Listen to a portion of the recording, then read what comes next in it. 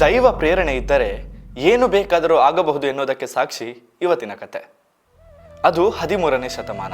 ಮಧ್ವಾಚಾರ್ಯರು ಉಡುಪಿಯ ಮಲ್ಪೆ ಕಡಲ ಕಿನಾರೆಯಲ್ಲಿ ಕುಳಿತು ಪೂಜಾ ಕೈಂಕರ್ಯವನ್ನು ನೆರವೇರಿಸ್ತಾ ಇರ್ತಾರೆ.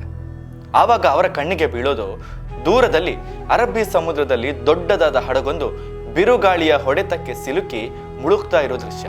ಮಧ್ವಾಚಾರ್ಯರು ತಮ್ಮ ತಪಶಕ್ತಿಯಿಂದ ತಮ್ಮ ಶಾಲನ್ನು ಬೀಸಿ ಆ ಬಿರುಗಾಳಿಯನ್ನ ತಣ್ಣಗೆಗೊಳಿಸಿ ಆ ಹಡಗಿಗೆ ದಡದ ದಾರಿ ತೋರಿಸ್ತಾರೆ. ಇದರಿಂದ ಖುಷಿಯಾದ ನಾವಿಕ ಬಂದು ಅವರ ಕಾಲಿಗೆ ಬೀಳ್ತಾನೆ. ಆ ಹಡಗು ಗುಜರಾತಿನ ದ್ವಾರಕೆಯಿಂದ ಕೊಚ್ಚಿಗೆ ಸಾಗ್ತಾ ಇರುತ್ತೆ. ವ್ಯಾಪಾರದ ನಿಮಿತ್ತ ಸಾಗ್ತಾ ಇದ್ದ ಹಡಗಿನಲ್ಲಿ ಹಲವಾರು ವಸ್ತುಗಳಿರುತ್ತೆ. ಆ ನಾವಿಕ ಖುಷಿಯಿಂದ ಮಧ್ವಾಚಾರ್ಯರ ಬಳಿ ತಮಗೆ ಏನು ಬೇಕೋ ಆ ವಸ್ತುವನ್ನ ಹಡಗಿನಿಂದ ತೆಗೆಯಬಹುದು ಎಂಬ ಮಾತನ್ನ ಹೇಳ್ತಾನೆ. ಇದಕ್ಕೆ ಮಧ್ವಾಚಾರ್ಯರು ಒಪ್ಪೋದಿಲ್ಲ.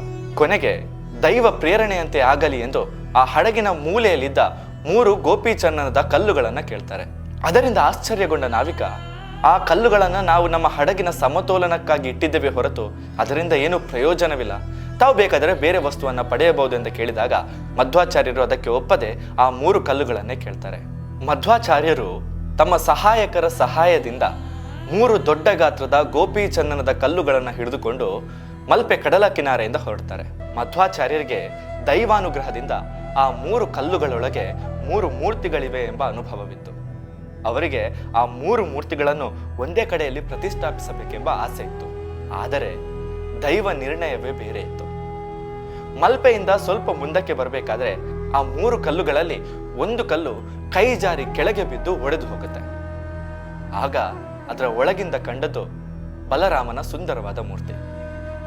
ಆ ಬಿದ್ದಂತ ಜಾಗ ಇವತ್ತಿನ ವಡಭಾಂಡೇಶ್ವರ. ಅಂದ್ರೆ ಒಡೆದ ಬಂಡೆಯಲ್ಲಿ ಬಲರಾಮನ ಮೂರ್ತಿ ಸಿಕ್ಕಿದ್ದರಿಂದ ಆ ಜಾಗಕ್ಕೆ ವಡಭಾಂಡೇಶ್ವರ ಅಂದ್ರೆ ಒಡೆದ ಬಂಡೆಯಿಂದ ಬಂದವ ವಡಭಾಂಡೇಶ್ವರ ಎಂಬ ಹೆಸರಿದೆ. ಮಧ್ವಾಚಾರ್ಯರು ಆ ಬಲರಾಮನ ಮೂರ್ತಿಯನ್ನ ಅಲ್ಲೇ ಪ್ರತಿಷ್ಠಾಪಿಸ್ತಾರೆ. ಆ ದೇವಸ್ಥಾನದ ಕುರಿತು ಹೆಚ್ಚಿನ ಮಾಹಿತಿಯನ್ನ ಮುಂದಿನ ವಿಡಿಯೋದಲ್ಲಿ ತಪ್ಪದೆ ತಿಳಿಸ್ತೇನೆ. ಅಲ್ಲಿಂದ ಹೊರಟ ಮಧ್ವಾಚಾರ್ಯರು ಇನ್ನೊಂದು ಕಲ್ಲಿನೊಳಗಿದ್ದ ಶ್ರೀಕೃಷ್ಣನ ಮೂರ್ತಿಯನ್ನ ಉಡುಪಿಯಲ್ಲಿ ಪ್ರತಿಷ್ಠಾಪಿಸ್ತಾರೆ. ಅದು ಕೂಡ ಸಂಕ್ರಾಂತಿಯ ದಿನ. ಇನ್ನು ಉಳಿದದ್ದು ಒಂದು ಕಲ್ಲು.